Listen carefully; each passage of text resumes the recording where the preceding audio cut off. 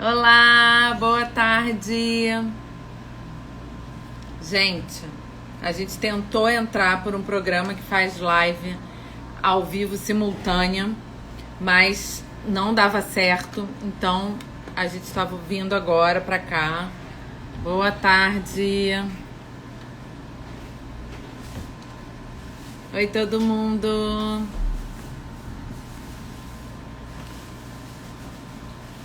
Olá, oi, Elisa.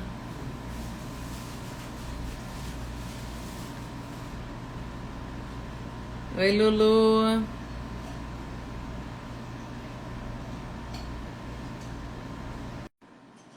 Oi, Mel.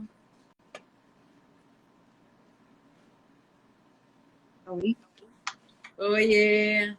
Oi. Agora a gente está vendo todo mundo, tá tudo normal. Graças a Deus. Graças a Deus. Flavinha, Eli, essas duas estão comigo direto. Ah, Eu é, ele aqui de casa. é. Ele tá sempre por aqui, né? Vou acender a luz para ver se fica melhor. Tá muito escuro para você aí, Lu? Seu rosto tá ótimo, tá escuro atrás só. Seu Ah, rosto dá então tá pra ver bom. bem. Aqui só É, fica. pois é. Isso aí é o que importa. Ah, então tá bom. Gente, primeiro a gente tem que agradecer muito da Lulu estar aqui com a gente, conversando. Muito obrigada. A gente já tentou uma vez, né? E agora a gente conseguiu finalmente. Vai melhorando, mas é um inferno, né? Eu tô ruim na questão da tecnologia. É. Ah, eu também sou ruim. Imagina, tem muito que aprender. Anel, anel. Muito bom ter você aqui, ter você com a gente, pelo menos pertinho, só um pouquinho, já que tá tão longe, Deus né? me livre, não, gente, que essa pandemia entre num momento controlável para a gente poder se ver de novo. Puta que É, pariu, com perdão da palavra. a gente está precisando de você aqui, pertinho. Eu estou precisando ficar com vocês, pelo amor de Deus. Não estou dando conta dessa terra, não. Agora, pelo menos agora eu estou falando um pouco de alemão, né? Não tenho o que fazer, tem que É. aprender a graça. Então, eu tô fazendo árabe. Você devia me fazer árabe também. Uau, com quem que você está fazendo, Lu? No portal árabe. E é legal? Você está Ai, é gostando? muito bom. Tô amando, amando. Ontem foi dia de prova, passei. Me conta depois que eu quero saber disso. Eu sou afim, Conto. eu já tentei estudar uma vez, depois parei, não levei para frente, mas enfim. Eu também, 1000 vezes, mas agora vai. Eu vou, Flavinha. Ai, que saudade, credo. Oi, gente. Tô só esperando um pouco pra gente começar. O pessoal ir entrando. Oi, Martinha. Oi, Liz. Ei, usa seu árabe, que entrou alguém falando em árabe. Ah, meu Deus, mas aí também é demais, né? Ahlan. Ahlan, Ei, hello. ahlan. Sabah al-khair.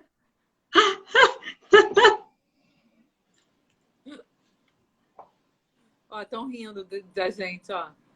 Ah, tá vendo? Olha, ó, a pessoa mandou um gatinho e uma carinha rindo. So, this is É, not so bad. Hey, another one with Arabic letters. Oh my God. sempre tem, né? Não, A comigo Adriana falou não, que. mas com você parece que sim.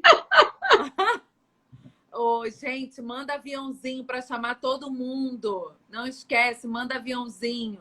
Convida os amigos para virem para live. Ó, vou aproveitar que eu tô aqui com o computador aberto e vou chamar o povo no Facebook, não custa nada, né? Lembrar. a- no coração. Ó, a Adriana tirando onda, respondendo em árabe para o pessoal. Olha, a Adriana já tá bem no árabe. Uau!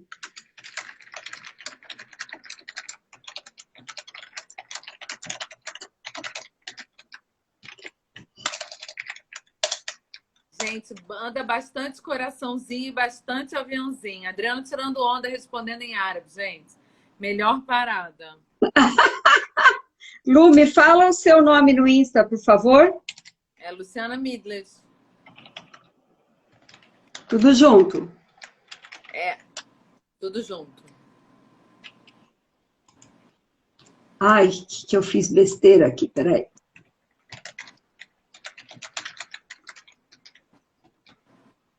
Carol, como é que eu fixo aquele comentário?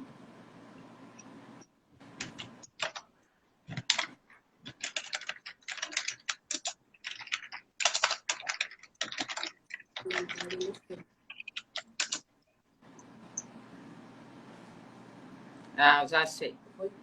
Foi. Então vamos lá, né? Gente, chama todo Eu mundo acho, aí. vamos embora. Oba, eu gosto de coraçãozinho. É.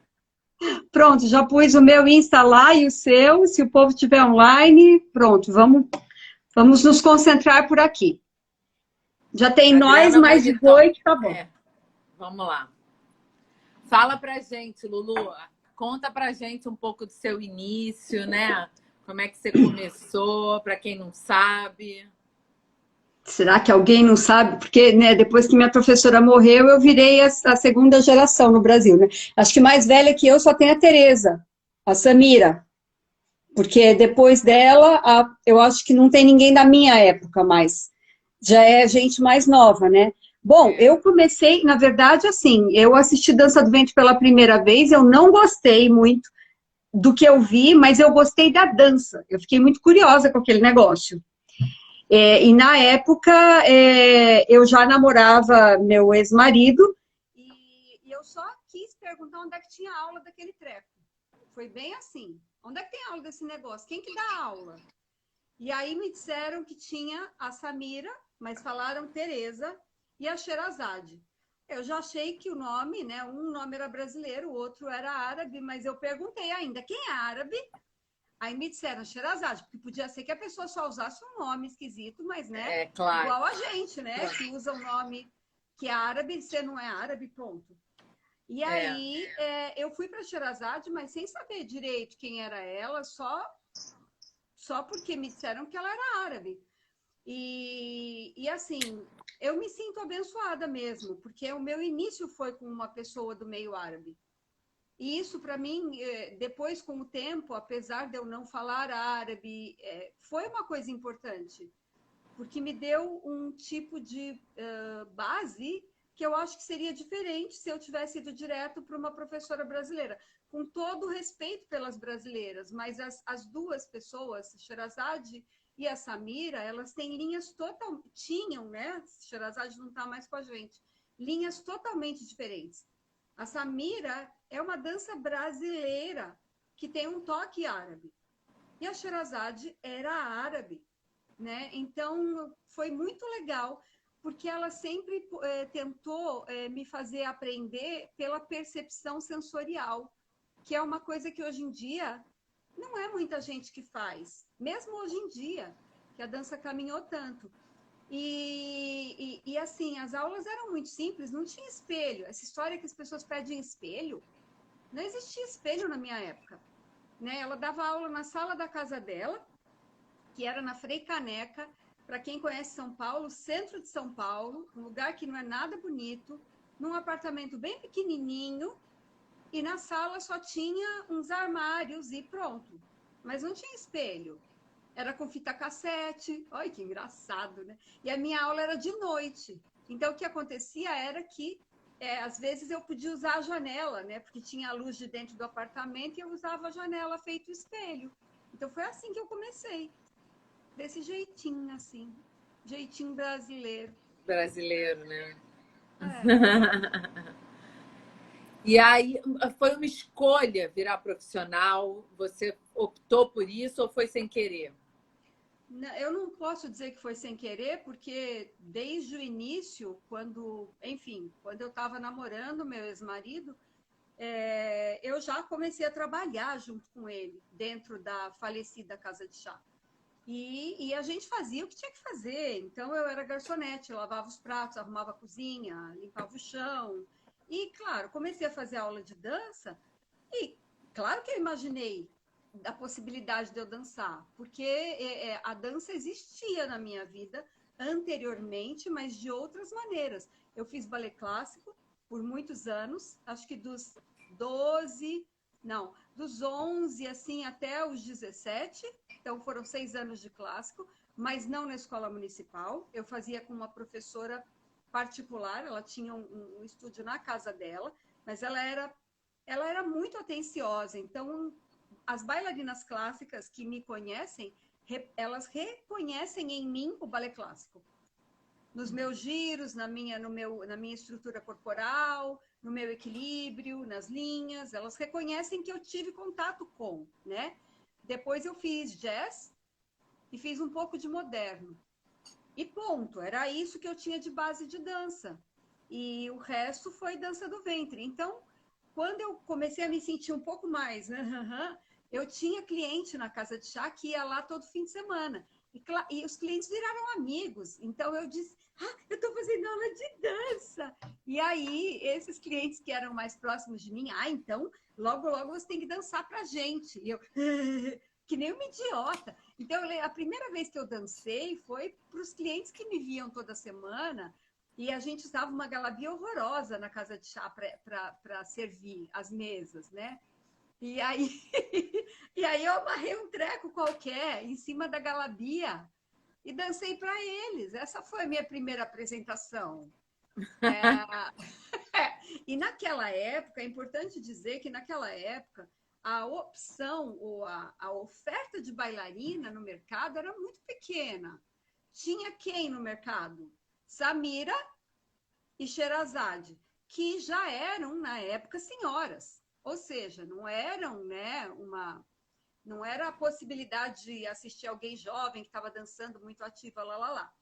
E tinha as irmãs Bomentre. E é super importante falar disso, porque tem muita gente que não sabe que as primeiras bailarinas profissionais do Brasil que realmente tinham um trabalho de qualidade eram as irmãs Bomentre. Então, era a Gisele, a Nancy, a Simone, e tinha uma outra irmã delas que também dançou um pouquinho, mas essa eu nunca vi dançar. Mas essas três eram muito boas. A Nancy era lindíssima. A Nancy parecia uma boneca.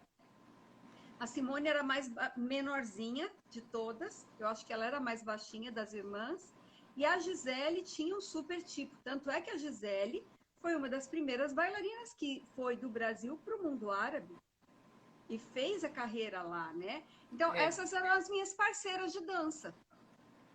E depois vieram Karima, Najwa, Chames, Yasmin Namu, e aí a lista é interminável. E o interessante é que, assim, o que aconteceu? Eu fazia tudo na casa de chá. Quando eu comecei a dançar para as clientes... O pessoal está falando, mandaram um recado aqui dizendo que seu áudio está um pouco baixo. Eita, só se eu chegar mais perto. Me digam aí se melhorou, gente. Me diga aí se melhorou. Alguém escreve, pelo amor de Deus. Para mim tá bom. Oi, Sandra, diz para mim se você está me ouvindo, amor. A gente está tentando testar o áudio. Boa tarde, Sandra, Marina. E aí, gente? Fala, gente, pelo amor. Estão falando que tá bom, tá ótimo, então. Então tá. Então, o que aconteceu foi que essas bailarinas que dançavam eventualmente, elas cobravam, né? E eu era grátis, né, gente? Então, meu ex-marido, como sempre, né? Claro, vamos aproveitar essa história. E aí eu comecei a dançar. Primeiro, fim de semana sim, fim de semana não. Depois, todo fim de semana. E depois, como tinha bailarina de graça, toda semana.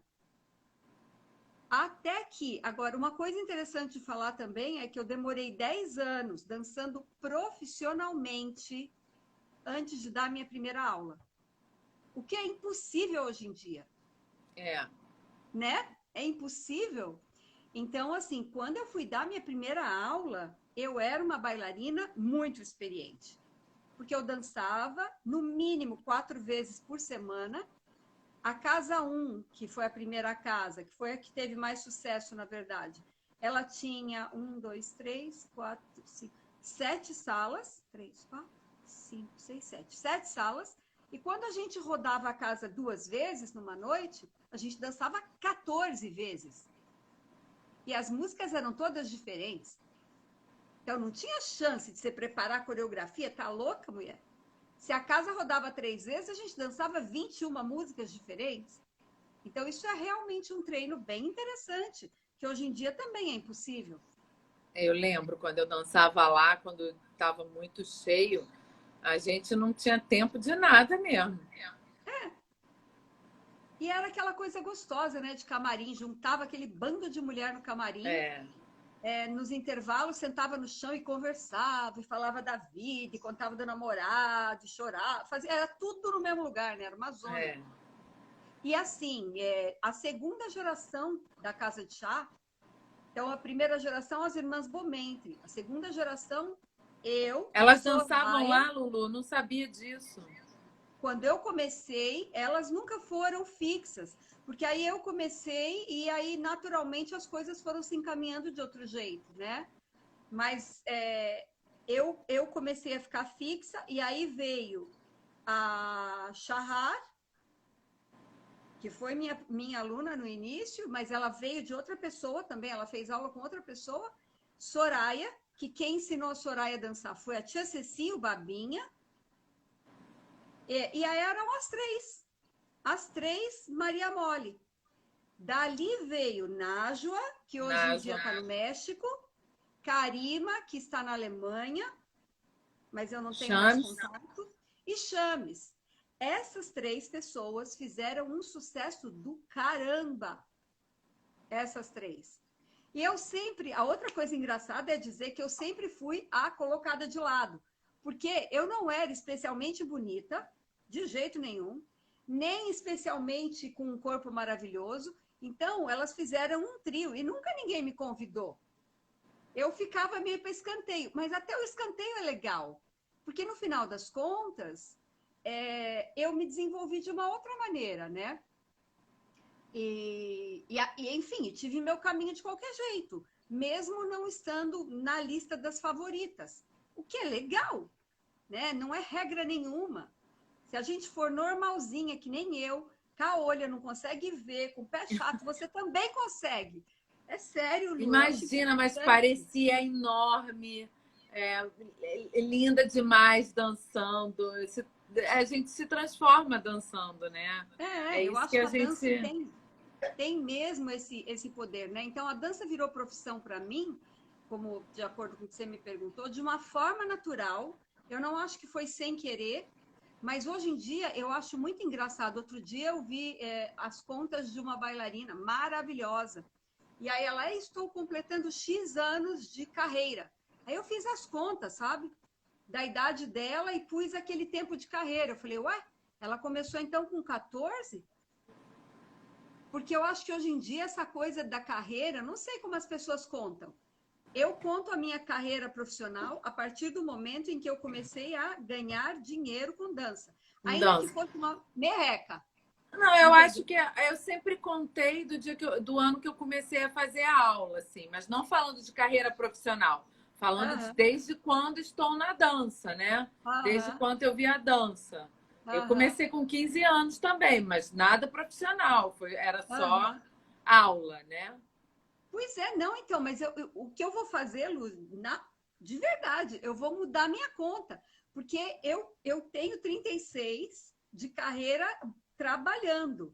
Se eu colocar o tempo do balé a mais... Não, balé não. O tempo de aula de dança do ventre eu coloco, balé não. Mas você entendeu? Porque assim, por exemplo, considerando que eu comecei a fazer aula eu tinha acabado de fazer 17 anos. 27, 37, 47, já daria 30 anos. 48, 49, 50, 51, 52, 53, 54. Esse ano, 38 anos de carreira. Vai se ferrar, né? Tempo demais. É tempo. É experiência. É maravilhoso. A dança virou profissão de uma forma natural. Eu acho que foi um caminho natural, mas não foi sem querer, não. Foi querendo. Foi querendo, não foi... Virou a minha vida mesmo, virou o meu caminho, né? E eu batalhei e continuei estudando por isso, então não foi sem querer, não. Eu não acredito que a coisa vira sem querer. Às vezes a gente quer, às vezes vai vindo na mão da gente, né? Minha professora me botou para dar aula. Quando ela viajou, foi embora, me botou para dar aula. Foi totalmente sem querer. Mas não foi no final, Lu, você recebeu. Então, eu aceitei porque eu quis, né? Exatamente, você entendeu? Então, acho que no final das contas a gente sempre tem uma influência nisso, né? O sem querer, não, pode ser sem planejar. Claro, mas sem planejar. O que eu falei sem querer, sem planejar. Vou planejar uma carreira, né? Entendi. Entendi. E o seu estilo de dança? Você criou isso, ele foi surgindo e você se pegou nele? Eu nem sei qual é meu estilo de dança. Ele não é uma coisa construída conscientemente, né? Eu acho que eu sempre lembro das coisas que a Sherazade me dizia, e eu lembro também das poucas vezes em que eu vi ela dançar na minha frente. E para mim, ela era a música. Ponto. Era isso para mim, sabe? Ela era uma senhora quando eu a conheci. Ela era bem mais velha do que eu sou hoje, quando eu a conheci. E ela já estava fora da vida artística há muito tempo. Ela já não dançava profissionalmente. Ela não tinha uma boa forma física nesse momento que eu a encontrei. Ela era bem gordinha a ponto de você não tem o formato do corpo para você ver, né? Cabelo curto, nada de cabelo comprido. A única coisa é que eu nunca vi aquela mulher sem maquiagem, nunca. O olho estava sempre pretíssimo e com batom. Então, o olho com preto, com rímel e batom. Nunca vi a Sherazade sem maquiagem. Ela podia estar acabada, o cabelo para cima, mas estava lá com o olho pintado e a boca pintada, né? E ela, assim, ela era muito sensorial, ela era muito conectada à música. Então, isso virou para mim uma regra natural, que eu buscasse por esse caminho. E como no começo da carreira eu dancei muito de forma improvisada, isso virou uma regra para mim também. Então, por exemplo, a Sherazade nunca me ensinou a coreografar. Eu fui aprender isso sozinha, muito mais tarde, com outros professores. Não teve nada a ver com a minha primeira professora e não teve nada a ver com os meus primeiros 15 anos de dança. Eu nunca coreografei. E também quando a gente é professora, né, a gente precisa fazer isso, né? Sim, mas isso veio bem mais tarde, né? Então, assim, a construção do estilo não foi uma coisa consciente, de jeito nenhum. Eu acho que hoje em dia, pelo fato de eu ser muito antiga no mercado e pelo fato de eu ter desenvolvido um material didático muito extenso, eu acabei desenvolvendo naturalmente um estilo que talvez no futuro possa ser chamado de estilo brasileiro. Mas que não é mérito só meu. Eu acho que tem muitas bailarinas da mesma época que eu, ou que vieram um pouco tempo depois, e a gente fez muitas trocas. Então, a construção da dança acontece em comunidade também. Eu sou absolutamente contra a possibilidade de pegar isso para mim, né? E eu não me sinto com um estilo específico.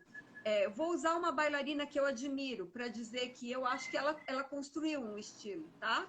E eu admiro ela dançando, eu adoro a pessoa mais ainda do que a bailarina, que é a Esmeralda. A Esmeralda criou um personagem bailarina dela que é realmente impressionante e é uma marca registrada tão forte que quando alguém faz, eu penso nela e não esqueço a pessoa. Entende? Porque é uma construção mesmo. No meu caso, eu estudei tantas pessoas diferentes e eu nunca fiz questão de me fixar em uma. Então, tem passo que eu faço que eu estudei até morrer a Mona Said.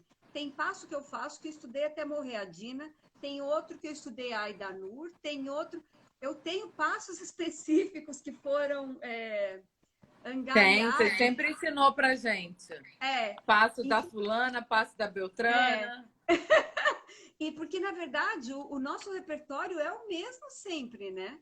A gente não é que o repertório muda, a base não muda. O que muda é como você constrói as uniões das coisas, né? E como você joga isso para fora. E aí, nesse sentido, eu penso em manter um estilo mais próximo possível do que era a dança da época que eu admiro, que é até os anos 90. Dos anos 90 para cá, existem muitos elementos, para mim, dentro da dança do ventre, que a gente chama, que são extremamente ocidentais, e aí eu não gosto. Então, eu fiz a opção de não enfiar nisso na minha dança e acabou. De ficar velha mesmo. Ficar velha no sentido de gostar mais do tradicional, né? Acho que a modernidade da Dina, para mim, já tá bom, sabe? Assim, ela é uma figura fortíssima, né? A Randa, por exemplo, é uma bailarina que eu sempre adorei, mas a Randa foi ficando tão forte, que aí, para mim, passou do ponto. Eu estudo ela mais para trás. Tem a ver com o gosto da gente também, né, Lu? Tem a ver com um monte de coisa. Mas eu acho que, além de ter um estilo brasileiro, você tem um estilo muito próprio, muito característico, e diferente de outras brasileiras. Que legal, eu queria um dia, depois você me fala como é que é.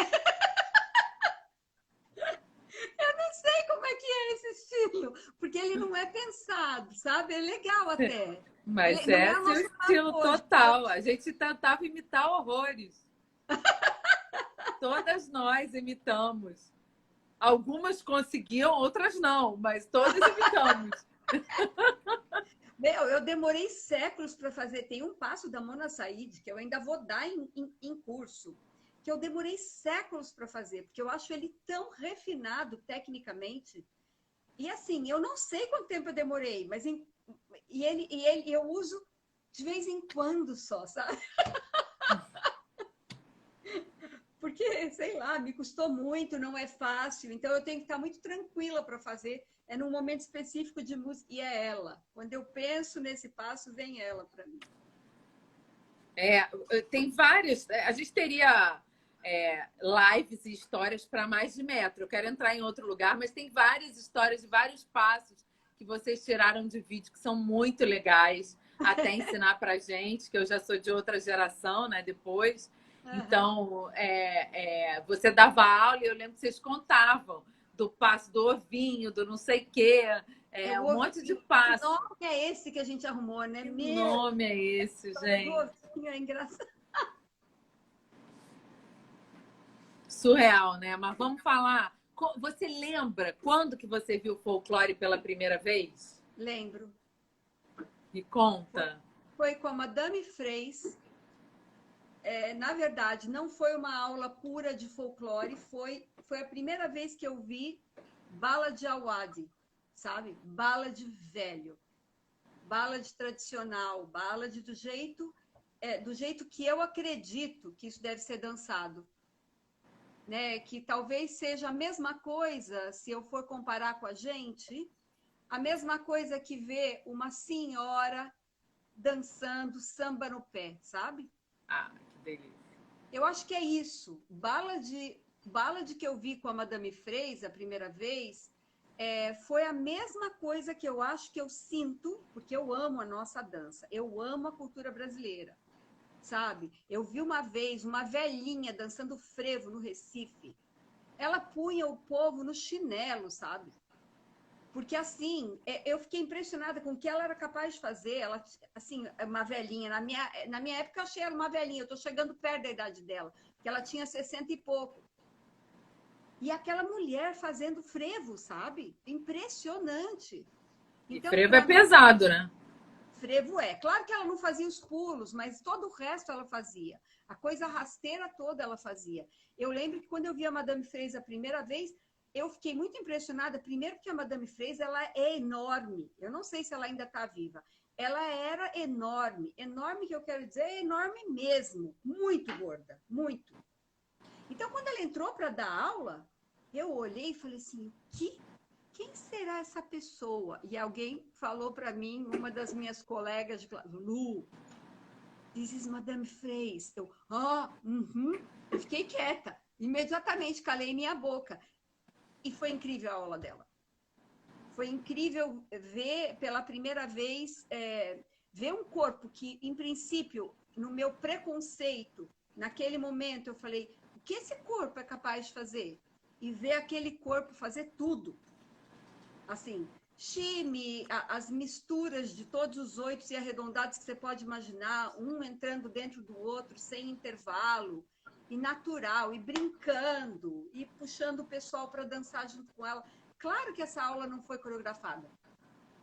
Claro que não tinha nada a ver com o que a gente está acostumado hoje em dia. Você vai dar aula e a pessoa, então, você traz uma coreografia de 3 minutos no máximo, tá? E tem os lugares que querem que você leve uma coreografia de 1 minuto e 50, porque é isso que a pessoa tem que sair de lá com a coreografia pronta para poder usar em algum lugar, no festival da que pariu. Então, é uma coisa totalmente diferente, né? E a primeira vez que eu fiz dança Gawase, eu lembro também perfeitamente, porque foi com as Banat Mazin, mas há muitos anos atrás. Há muitos anos atrás.